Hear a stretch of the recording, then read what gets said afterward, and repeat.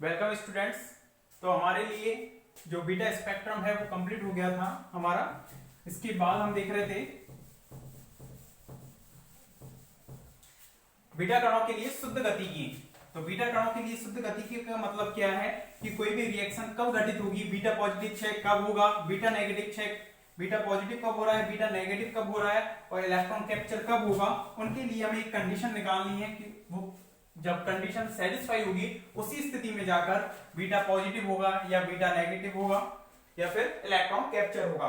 तो फर्स्ट हम देखते हैं बीटा कणों के लिए शुद्ध गतिकी से मतलब क्या है। उनकी गति का अध्ययन कर रहे हैं कि कब बीटा नेगेटिव होगा, कब बीटा पॉजिटिव होगा। तो फर्स्ट हम देख रहे हैं, इधर देखो पहले बीटा नेगेटिव क्षय।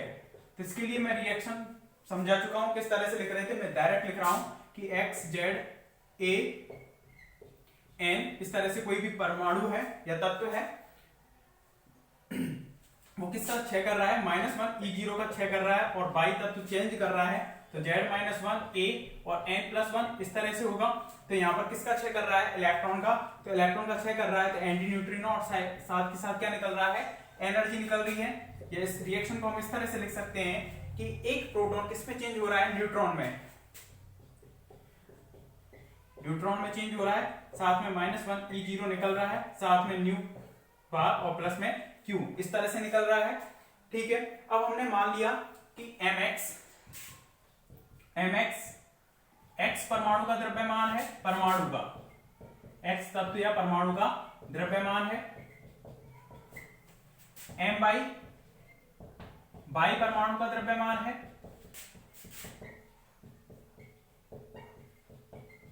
ठीक है, और me मान लिया हमने किसका द्रव्यमान है, इलेक्ट्रॉन का द्रव्यमान।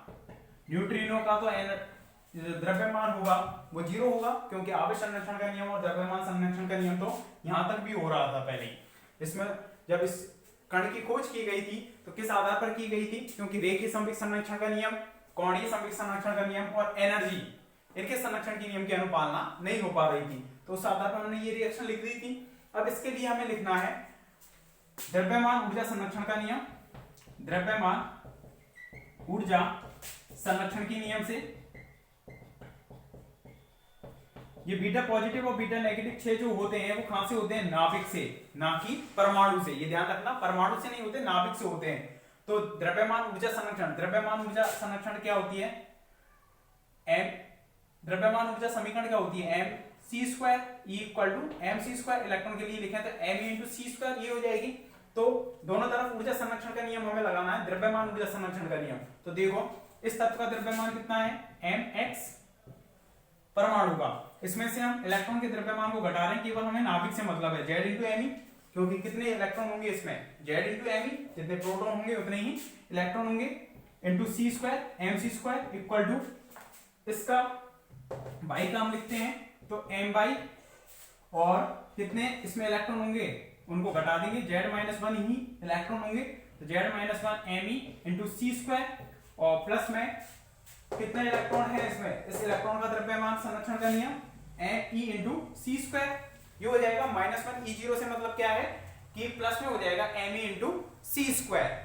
ठीक है, यहां तक। और न्यूट्रिनो के लिए द्रव्यमान 0 और इसका भी द्रव्यमान 0। तो द्रव्यमान ऊर्जा संरक्षण का हमने यहां पर क्या लगा दिया, नियम लगा दिया।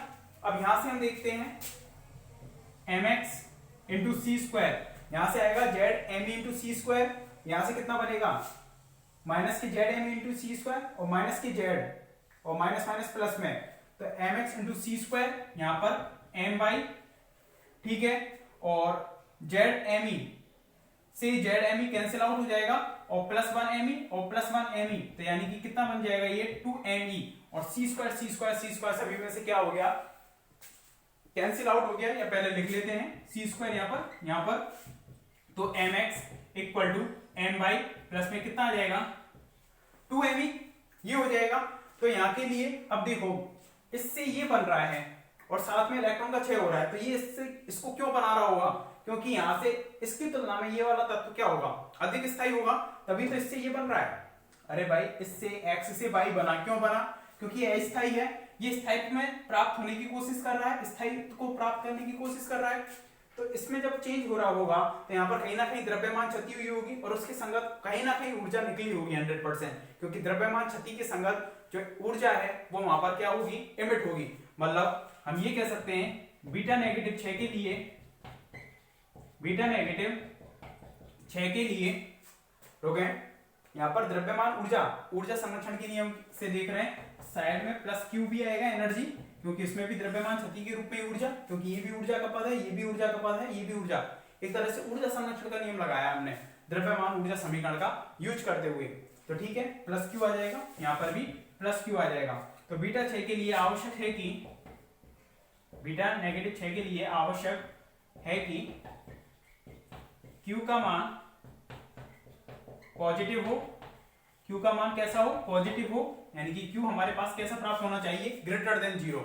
क्यों, Q हमारे पास ग्रेटर देन 0 प्राप्त हो रहा है, इसका मतलब क्या है, यहाँ पर द्रव्यमान में क्षति हुई होगी और वो क्षति किस में निकली होगी, एनर्जी में। यदि Q लेस देन 0 होगा, Q लेस देन 0 होगा मतलब द्रव्यमान ऊर्जा बढ़ा है, तो उसने अपनी बंधन ऊर्जा को बढ़ाया नहीं, घटाया है। ऐसा तो हो ही नहीं सकता कि कोई स्थायी तत्व है वो दोबारा से किसमें चेंज होना चाहे, अस्थायित्व में। अस्थायी की ओर नहीं भागता, वो स्थायित्व की ओर भागता है। तो उसके लिए Q क्या होना चाहिए, ग्रेटर देन 1 होना चाहिए। इसको अगर हम इक्वेशन नंबर 1 डाल देते हैं तो Q ग्रेटर देन 0, Q की वैल्यू यहां से डालते हैं तो mx माइनस m बाई और माइनस के 2me, ये भी क्या होना चाहिए, ग्रेटर देन 0।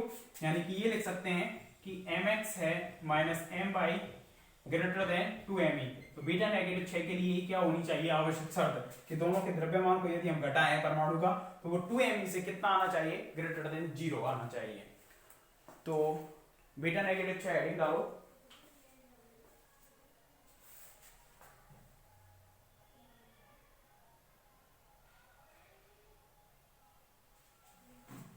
रुकना। ये बीटा नेगेटिव देखा है या बीटा पॉजिटिव देखा था हमने,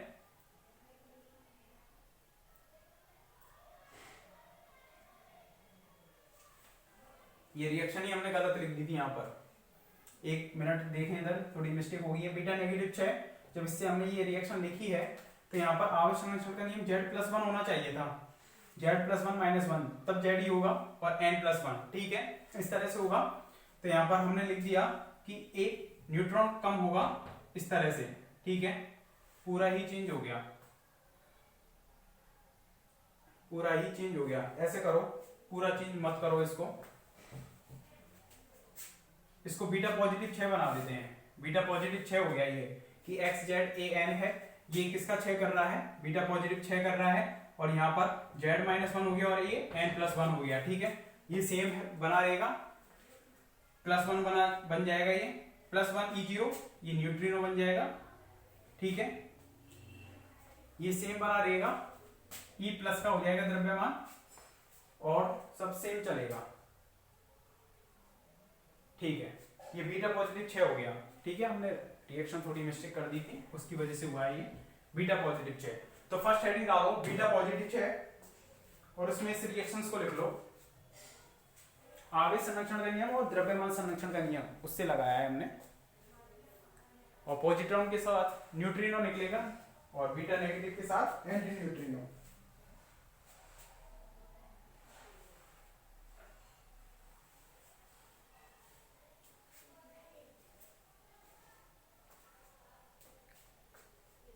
दोनों रिएक्शंस को लिखने के बाद लिखें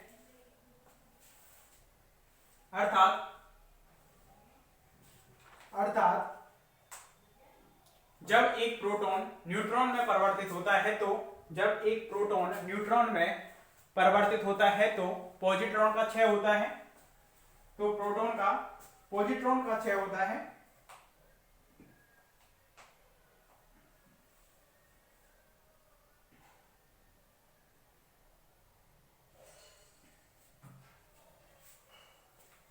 थोड़ी सी मिस्टेक करने पर ही पूरा चेंज हो गया था वो।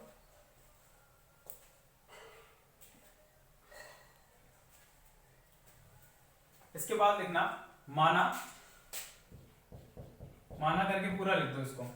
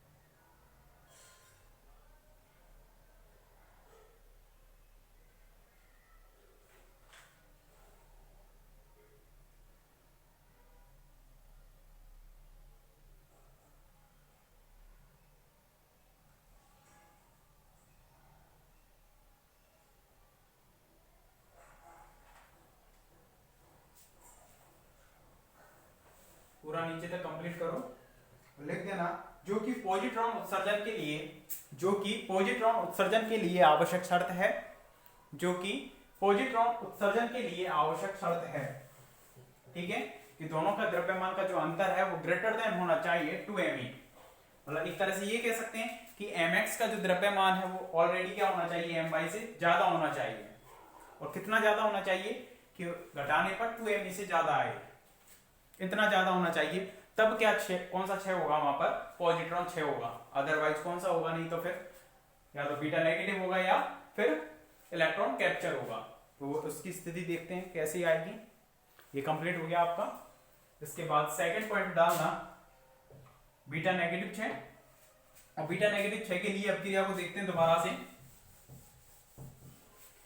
से अपक्रिया को देखते हैं कि x z a n कोई तत्व है, ये किसका क्षय कर रहा है, -1 E0 का क्षय कर रहा है, साथ में यहाँ पर y तत्व बनेगा, तो वो कितना बनेगा, z+1 n-1। एक प्रोटॉन किसमें चेंज होगा, न्यूट्रॉन में, क्योंकि z है यहाँ पर z+1 -1 ये हो जाएगा, और a साथ में क्या बनेगा यहाँ पर एंटी न्यूट्रिनो और प्लस में q, या अथवा करके हम लिख सकते हैं कि एक न्यूट्रॉन प्रोटॉन में चेंज हो रहा है, तो 0n1 न्यूट्रॉन 1p1 में चेंज हुआ, साथ में यहाँ पर किसका क्षय कर रहा है, -1 E0 का क्षय कर रहा है, और anti neutrino plus q energy को यहाँ पर निकाल रहा है। q मतलब क्या है यहाँ पर, q वैल्यू ऊर्जा, ठीक है।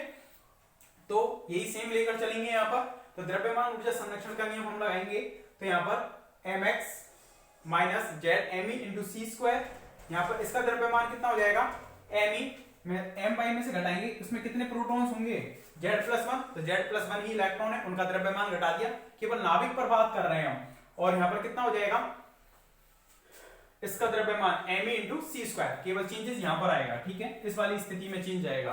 तो यहाँ पर सी स्क्वायर सभी में से कैंसिल आउट नहीं करते हैं अभी, जेड से जेड कट जाएगा, ठीक है, और 1me प्लस यहाँ पर माइनस में आएगा, ये प्लस में है, तो ये वाली टर्म भी कैंसिल आउट हो जाएगी, केवल इतना ही बचेगा यहाँ पर। फिर कितना बचेगा, mx equal to m by plus q, इतना। और बीटा नेगेटिव क्षय के लिए फिर से आवश्यक है कि q ग्रेटर देन 0 होना चाहिए, तो q ग्रेटर देन 0 होने के लिए mx minus m by greater then 0 होना चाहिए, यानी कि हम ये लिख सकते हैं कि mx greater than m by, यानी x जो तत्व है उसका द्रव्यमान y तत्व से अधिक होना चाहिए, इतना अधिक नहीं कि 2me से ज्यादा हो, ठीक है, 2me से कम होगा तो ग्रेटर देन 0 है, तब तो बीटा नेगेटिव क्षय होगा, और वो ग्रेटर देन 0 तो है लेकिन 2me से ज्यादा है, तब बीटा पॉजिटिव क्षय होगा। तो लिखें इसमें आगे,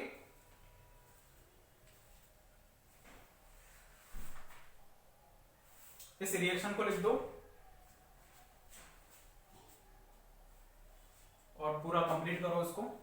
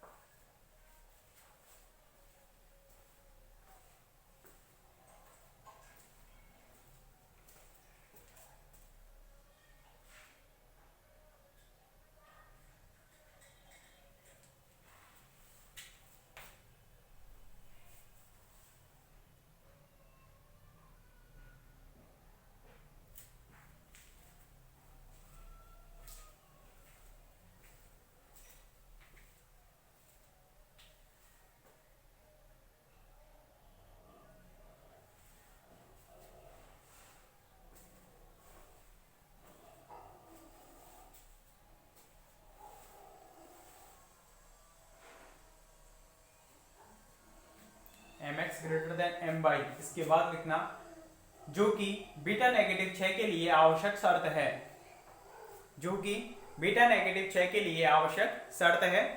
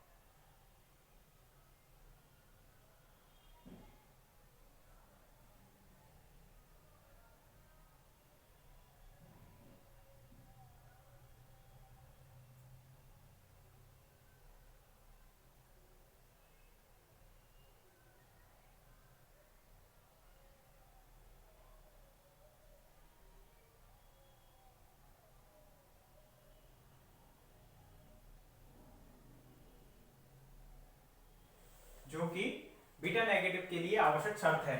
और अगला है इलेक्ट्रॉन कैप्चर के बारे में देखेंगे।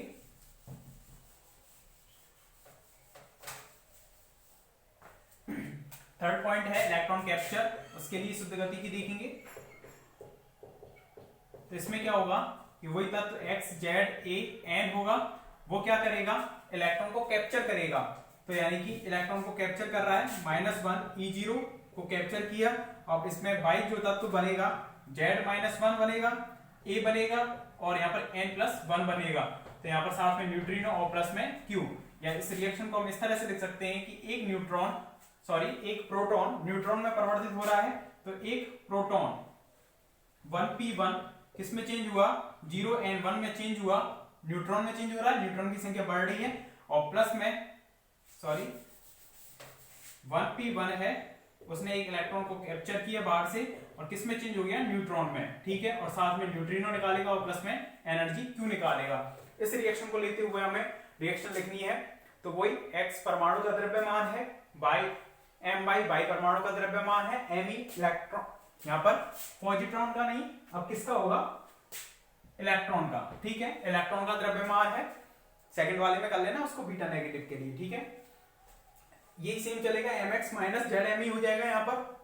और ये m इंटू सी स्क्वायर, जो ऊर्जा संरक्षण के नियम से हम यहाँ पर लिख रहे थे, ये यहाँ पर आ जाएगा m इंटू सी स्क्वायर। ठीक है, m इंटू सी स्क्वायर इधर हो जाएगा क्योंकि इधर है ये वाली टर्म। इसका द्रव्यमान, इसके लिए द्रव्यमान ऊर्जा संरक्षण m इंटू सी स्क्वायर, इसकी ऊर्जा प्लस इसकी ऊर्जा इक्वल टू इसकी ऊर्जा, इसकी है नहीं, इसकी ऊर्जा। ठीक है, तो क्योंकि द्रव्यमान 0 है तो द्रव्यमान ऊर्जा नहीं होगी इसमें। तो कितना हो जाएगा, m बाई माइनस की z-1। ठीक है, z-1 m into C square और प्लस में q, ये एनर्जी की टर्म बचेगी। तो mx into C square, z-me से z-me यहाँ पर कट जाएगा, दोनों ही माइनस में होंगे, और me सी स्क्वायर और यहाँ पर भी प्लस में आएगा m इंटू सी स्क्वायर, उससे ये कैंसिल आउट हो जाएगा। तो ये सेम बनेगा। तो इलेक्ट्रॉन प्रग्रहण के लिए वही आवश्यक है कि Q का मान पॉजिटिव होना चाहिए, Q ग्रेटर देन 0 होना चाहिए। Q ग्रेटर देन 0 है तो mx minus m by greater then 0 होगा, तब ये आएगा, तब क्या आ जाएगा, mx greater than m by. लिखते हैं इसको कंप्लीट। इलेक्ट्रॉन कैप्चर में, तो इलेक्ट्रॉन कैप्चर हो चाहे